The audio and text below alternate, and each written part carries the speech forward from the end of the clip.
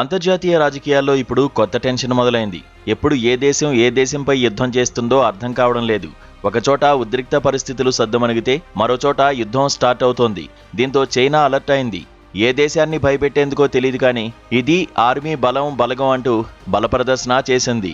ఒకప్పుడు నిర్మానుష్యంగా ఉన్న చైనాలోని షింజియాంగ్ ఎడారి ప్రాంతం ఇప్పుడు ప్రపంచ దేశాల కంటబడింది. అక్కడ భారీ సైనిక నిర్మాణాలు అత్యంత వేగంగా సాగుతున్నాయి.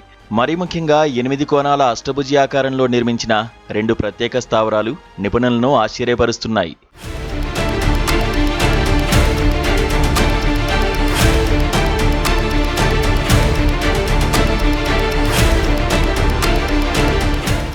ఈ నిర్మాణాల చుట్టూ భారీ బంకర్లు, సిబ్బంది క్వార్టర్స్, అత్యాధునిక కమ్యూనికేషన్ టవర్లు కనిపిస్తున్నాయి. కేవలం సైనిక స్థావరాలు మాత్రమే కాకుండా వీటిని ప్రధాన క్షిపణి కేంద్రాలకు అనుసంధానిస్తూ ప్రత్యేక రోడ్లు, నెట్వర్క్లను ఏర్పాటు చేయడం గమనార్హం.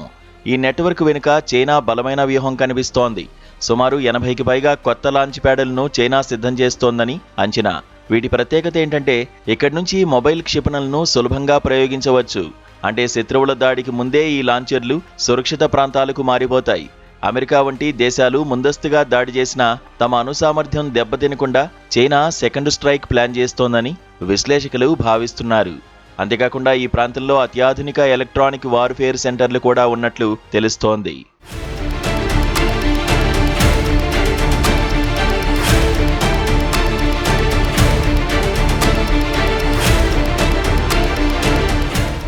తైవాన్ విషయంలో చైనా, అమెరికా మధ్య ఉద్రిక్తతలు పీక్స్కు చేరుకున్న వేళ ఈ అణు విస్తరణ ప్రపంచ దేశాలను కలవరపెడుతోంది. తాము మొదటగా అణుదాడి చేయబోమని చైనా పదే చెబుతున్నప్పటికీ ప్రస్తుత పరిణామాలు మాత్రం మరోలా ఉన్నాయి.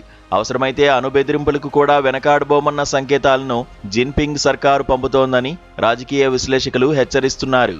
అటు చైనా రక్షణ శాఖ గాని, ఇటు పెంటగాన్ గాని దీనిపై అధికారికంగా నోరు మెదపకపోవడం అనుమానాలను మరింత పెంచుతోంది. మొత్తానికి గ్లోబల్ పవర్గా ఎదగాలనే చైనా లక్ష్యంలో ఈ ఎడారి నిర్మాణాలు ఒక కీలక అడుగుగా కనిపిస్తున్నాయి.